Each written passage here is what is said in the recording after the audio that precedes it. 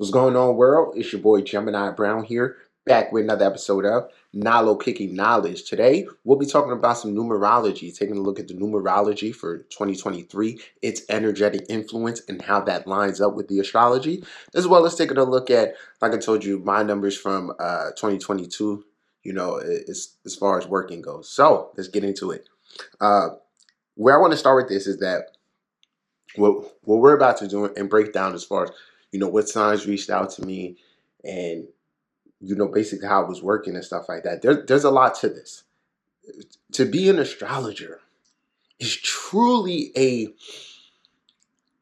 12th house experience for a number of reasons. One reason is because 12th house represents the collective unconscious, and within this role I'm consciously connecting with the collective and essentially experiencing all that what the zodiac is, which is a system of like programming that allows for experiences within the reality, right? If you can imagine, like I always tell people, get a reading from me, look at your natal chart like your cosmic DNA. It is a map. In my book, Astrology of the Matrix, I literally construct the chart and break it down to you like an actual map. A map has keys and it shows you how to get where you're going. So if you want to locate success, you can find success, right? In your chart. So it's now from that perspective, I am collectively understanding how the collective trends are playing out within the framework of the zodiacal system, and it's really cool. It's like really cool experience.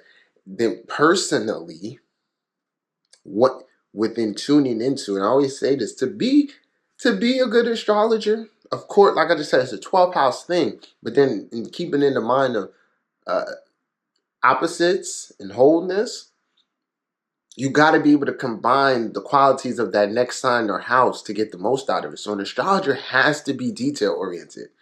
You have to pay attention to the data. So Gemini wise, or even no, let's keep it Pisces wise. Pisces or 12th house wise, it's we could say the astrology part is the theory.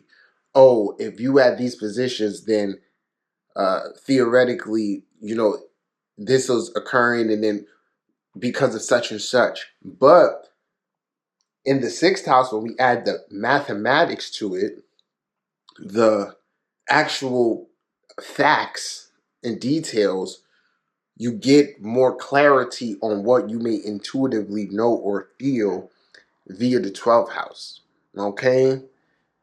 And then, 3rd house wise, comparing to the 9th, these are all mutable houses, which you get the most out of what you learn by applying the knowledge, applying it to your life, putting it into action, creating a framework in which you can live within the reality of what you know or what you're learning and absorbing. So astrology works very much so like that once getting an understanding. So I say all that to say this. Like, part of the reason I keep data is to understand, to further connect and understand what's going on collectively, which influences what the hell I'm able to see, understand, and hear. And all of this is comprised of seeing through the third eye, right? So, getting into the numbers. Well, first thing you got to know, in this, you got to know about me. And the numbers will reveal this.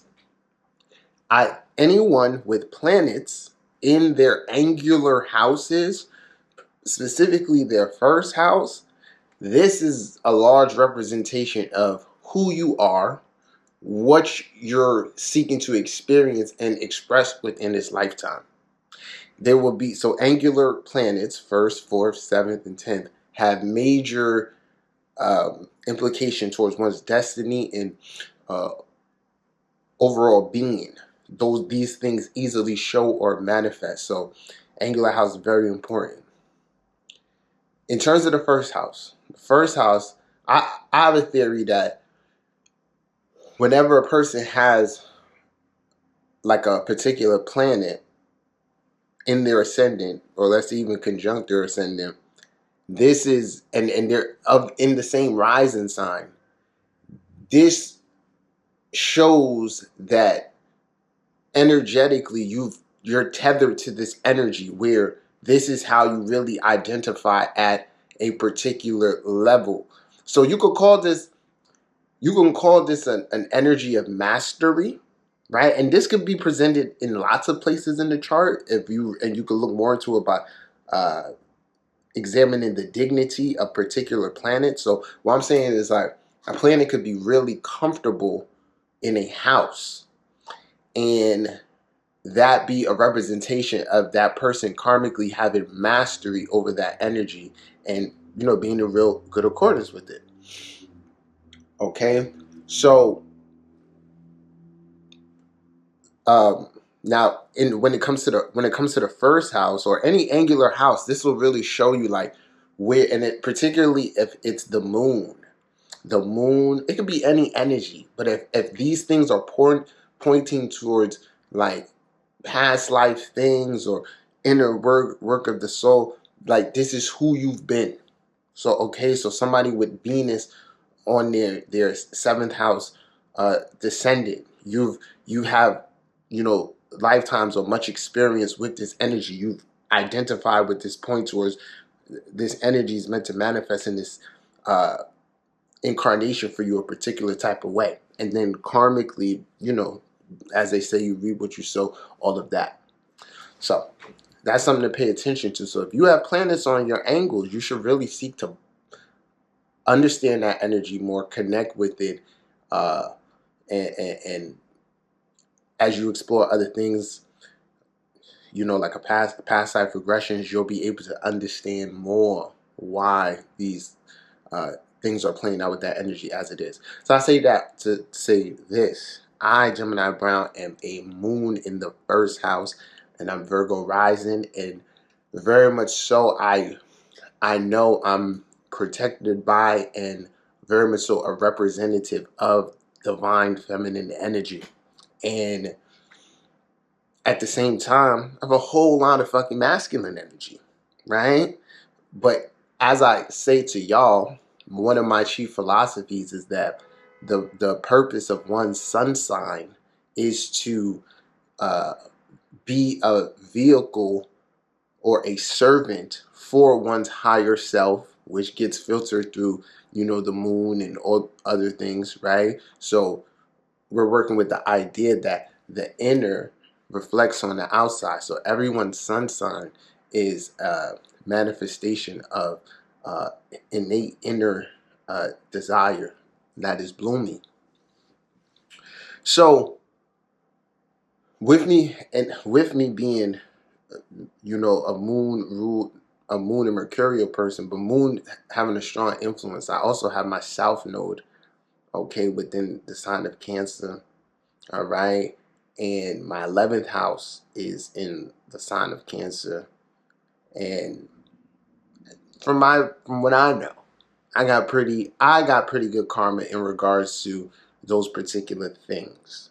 And like I say, in the essence, you reap what you sow. If the family structure and the way that energy manifests for you gives you understanding of how you've dealt with it in the past. So I, Gemini Brown, have definitely been many things. I've been career oriented. I've been a romantic. I've been a crusader. But I've also taken time to understand the value of family and community and connectivity. Okay? So in my reality, those type of people who share that vibration and those particular things, or even are looking for solace in there, come towards me or attracted towards my energy. So all the way into this video, if you haven't seen from the next video, the sun sign that reached out to me the most and overall is just a huge force in my life is Cancer, the sun sign of Cancer. For Cancer is my 11th house. This is the 11th house arena. I'm projecting, you know, my greater hopes, dreams, and, you know, values out here in hopes of it resonating with others of a like mind. Okay. Now, the interesting thing with this, so like I said, that's my 11th house. So part of what I'm seeking in 11th house ordeals is, simply put, to connect with soul family. In my outpouring of this information is coming from a heart-centered place, and I'm emotionally connected towards it. So those who gravitate towards my energy are seeking something similar. Okay. So, and if you could just look at it, like I said, in the sense of Cancer is energy of security. All right. So in a sense, if I'm looking in a sense, Cancers always make sure I'm secure in particular ordeals, even if it's maybe difficult in other 11th house matters. There'll always be Cancers or Cancer-like people there who I can find to resonate with. Okay. So next, uh, second is my opposite sign, Sagittarius. Okay. Lot of, and this is, you know, consistent since I've been there. I have a lot of Sagittariuses in my life. All right. My own mom's a Sag. You know, I got some Sagittarius sisters, Sag rising, Sag moons, all of that. And I personally respect opposition and the opportunity it presents to grow, and being able to see how you could learn from those who see things differently than you, but which is ultimately a little bit similar. So the way I see it, I'm philosophical in this shit. I'm philosophical. The way I approach it is letting you directly into my mind, and from an ego perspective, I think that naturally appeals towards my opposite. So okay, I like how you know, explaining all of that. And naturally, Sages prefer the consultations the most. So and I don't mind talking to Sages because it feels like, you know, family and all of that's a good vibe, and no awkwardness, things of that nature. So shout out to the Sages, you know. Then third is my home sign, Gemini. Okay, Gemini, Sag, part of the same axis, mutable energy here. And this is naturally, you know, Gemini stick together, right? And from I've been doing this, I've seen my Gemini army out there. So shout out to all my twins, and yeah, man, let's keep running it up out here. After that, we got Capricorn. Capricorn, which is my 5th house, okay? And although I have a lot of Leo energy, that naturally blends with the 5th house, I'm seeking to, you know, I'm practical with this. I'm more constructive with, all right, what are we doing?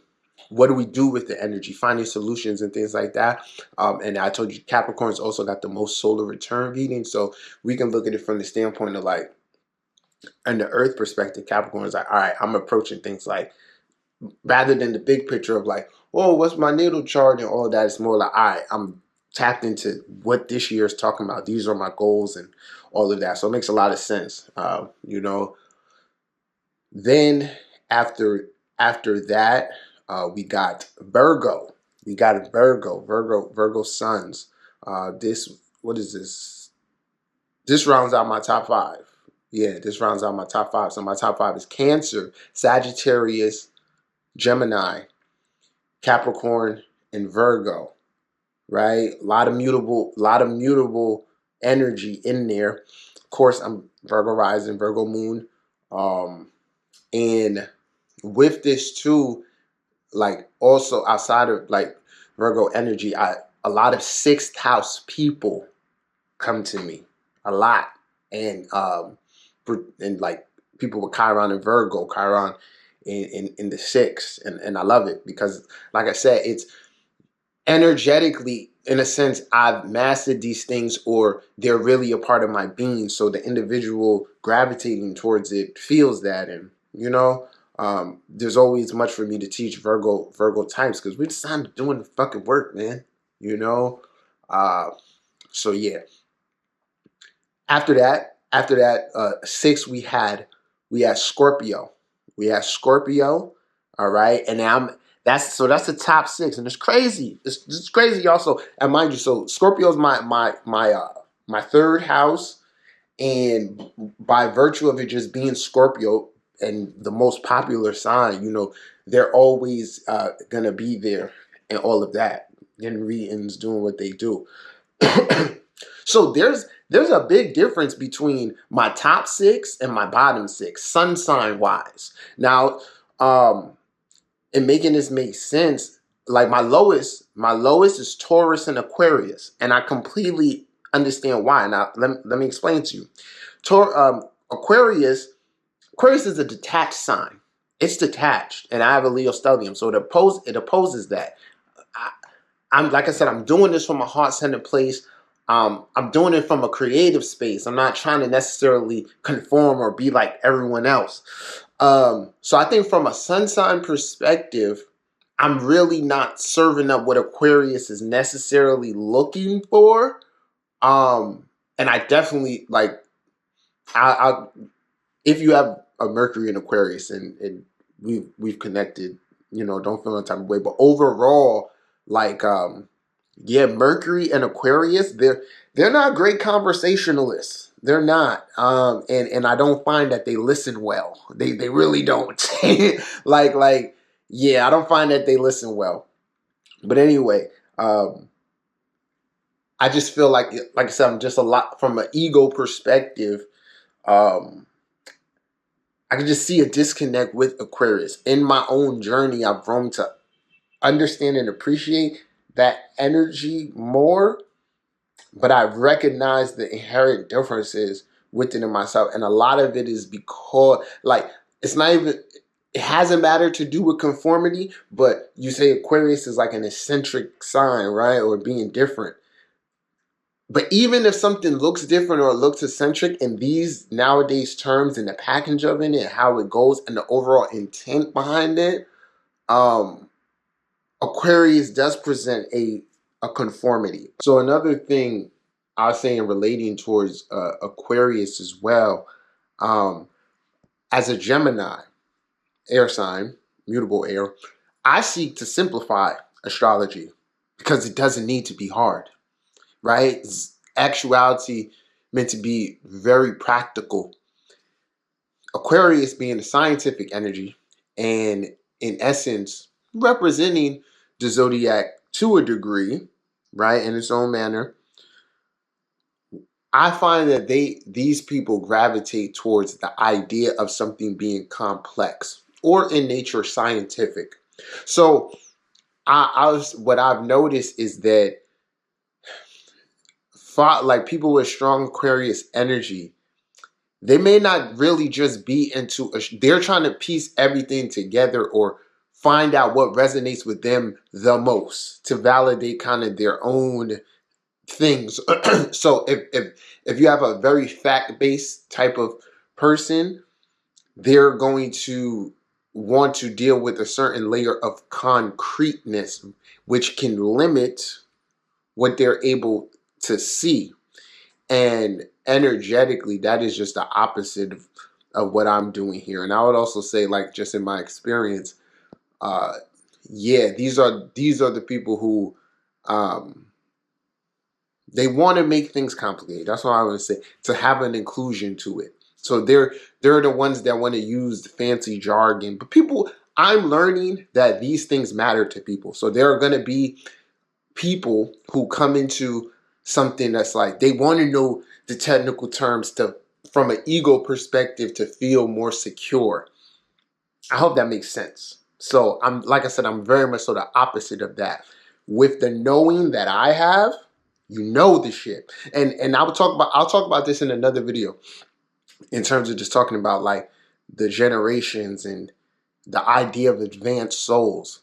I'm gonna let y'all know that like the idea of gnosis, it's an inner knowing and different Different souls are showing up here on this plane with different gifts. Everyone has their own individual story. And people have always been clairvoyant and had these certain type of gifts. But the person who really has these, you'll never really know. Right? And there are just some who, like I would say older people or people with certain energetic configurations, they're so caught up in the logic or the science of things that they dismiss the magic, right? Which is your natural knowing. No one needs to tell you some shit. It doesn't need to be in this book for you to know it.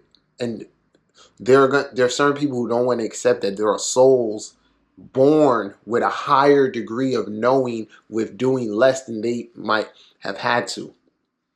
All right? So something to keep in mind. And then as far as Taurus goes, like I said, from an ego perspective, I get a lot of Taurus rising. So I want to say for the signs in my bottom half, like Libra and Taurus specifically, Venus rule signs on Venus and Taurus, the amount of people coming to me with the rising sign is far different. So there's more to assess there when you break it down. For example, for a Libra rising, the 9th house, the 9th spot of higher learning for philosophical things is Gemini. Okay, so a lot more Libra risings than Libra sun. So when we're looking at this from an ego perspective, it's that's kind of how you take it in. So like I said, from an ego perspective, I'm a moon in the first. Cancer is like, oh, I like this guy, or you know what I'm saying? They can feel that energy from me. The Sages and the Geminis feel my natural energy of what I'm kicking. And then also I would say too, with Taurus, I would say from an ego perspective, I would think that, they care about their finances or whatever. So I think they're probably, even if a Taurus sun is into astrology, they're just as much into financial whatever. So that could probably take precedence over like astrological reading and things of that nature. Aries is my eighth house. Overall, a lot of Aries moons. My mom's an Aries moon, so it's a lot more Aries moon than Aries sun. But yeah, so yeah, like I said, the bottom half for me ends up being Aries, Libra, Taurus, and Aquarius. All right. So that's just a little bit of numbers right there. But let's get into, talking about this year's numerology influence for 2023. So when getting into the numerology of this year, 2023 is going to be a 7 year. And in my perspective, 7 pertains to self-mastery, particularly on the inner levels. It has to do with research as well as a respect for natural law, being within a state of flow. So how this energy is going to manifest, and because I'm an astrologer, and this is how I kind of see it, I see the perfect coinciding with Saturn in Pisces, Saturn being exalted within Libra, which is the 7th sign, 7 being a day of rest, Libra pointing to balance, okay, and all of that. And then Pisces being the sign of the transcendence and all of that. In those combinations, and then keeping in mind that we're coming off of Saturn in Aquarius. So to really get the full gist of all this, you'll want to go back to Saturn in Capricorn. Think about it. Saturn has been within its own 2 signs for about 5 years. And just look at what that's done to the collective and all the events that transpire, keeping in mind that Saturn made this conjunction with Pluto as well as Jupiter in Aquarius. So we could say that the pandemic, let's go back to the pandemic. The pandemic was coinciding with a social reorientation. It forced us to get creative. about socializing. And naturally and I think this was coincided with the North Node within Gemini as well. So Zoom communication and online communication were all different things that we were experimenting with in order to experience greater connectivity, right? Now, you can look at this as a trial run for, or a preview of what's coming with Pluto and Aquarius and that overall influence. So I feel, I know there is for every soul out there completely submerged within technology and the understanding of how to flow with these changes, there's a whole other host of souls, which this is represented by like Capricorn, who are kind of still having a traditional orientation towards the world and their spot in it. So that is why I've been looking at Pluto and Aquarius as the time of true sovereignty. And going back to 7 is about mastering yourself to have a greater connection with the outside world. So in order to master yourself, this is going to require some research. It's going to require some attention to detail. It's also going to require some isolation. And then with this transition from Aquarius to Pisces, this could be the changing of groups, the changing of ideals. All right? Because always keep in mind, there's souls awakening every day.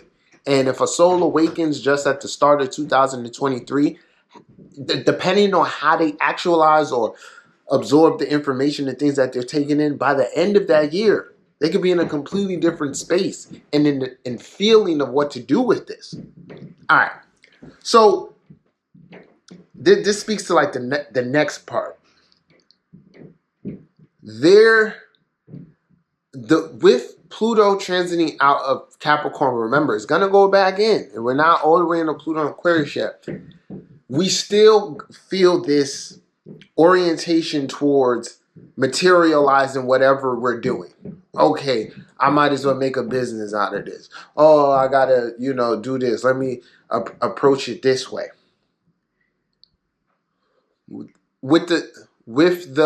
There's a layer here of needing to structure one's reality with the information and things they're receiving, but there's a need to not bite off more than you could chew. There's a need to, it goes back to being within flow, knowing correct action. So it's simply put, whatever knowledge you've acquired to this point, you don't need to be broadcasting yourself as a professional whatever in order for you to be able to utilize that energy or skill, knowledge to help another. But what I'm trying to kind of tell you is that you're going to best be able to do this by being in a natural state of flow, not in a state of expectation. Well, I'm projecting myself as this, so I should be getting these results. Right?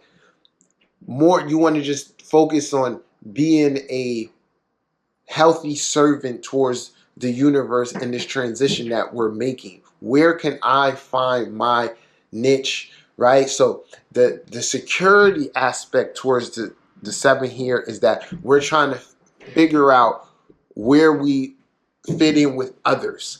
Okay? So that's why I said, for those of you who are kind of still, you want to recognize if you're still in that traditional or Capricornian old state of mind, which is thinking you don't have as much power as you do, right? So this 7 years actually to actualize more power or strength through your personal ambitions, but it's with the respect for universal law, knowledge, and all of that. Okay. Relationship-wise, like I said, goes back to Saturn and Pisces. Venus is going to retrograde this year. There's going to be transitions and endings. Transitions and endings. Remember, death of one thing can create the birth of something new. There's an accelerated way towards vibrate. with this time period that we're in, your path can be accelerated, not necessarily by forcefully doing things, but just doing what needs to be done. So the example I want to use is like saying like a person could have been walking around with a blocked throat chakra for years, but this is the year last year they may have been, you know, started a YouTube channel, and this is the year they get into that groove. Well, that throat chakra being open and you speaking that message is going to allow you to attract something different, or it's going to be a significant change from that energy having been blocked. So overall, things materialize, particularly spiritually or through the faculties of our imagination, when we're able to let go of a said limiting thing. All right. So there's so much to do this year, but I would just say find a healthy way to focus on yourself. Put spirituality, incorporate that into your routine. All right. So as I spoke about before, if you need coaching, if you know what I'm saying, if you need to be a part of a community, reach out, join my Patreon, seek out, you know, the things I got going on. All right. So it's a little bit about the numerology for the upcoming year. I hope everybody enjoyed. Feel free to comment, chime in, let me know what you think. Subscribe to my channel. Check out my book, Astrology of the Matrix. So next time, peace.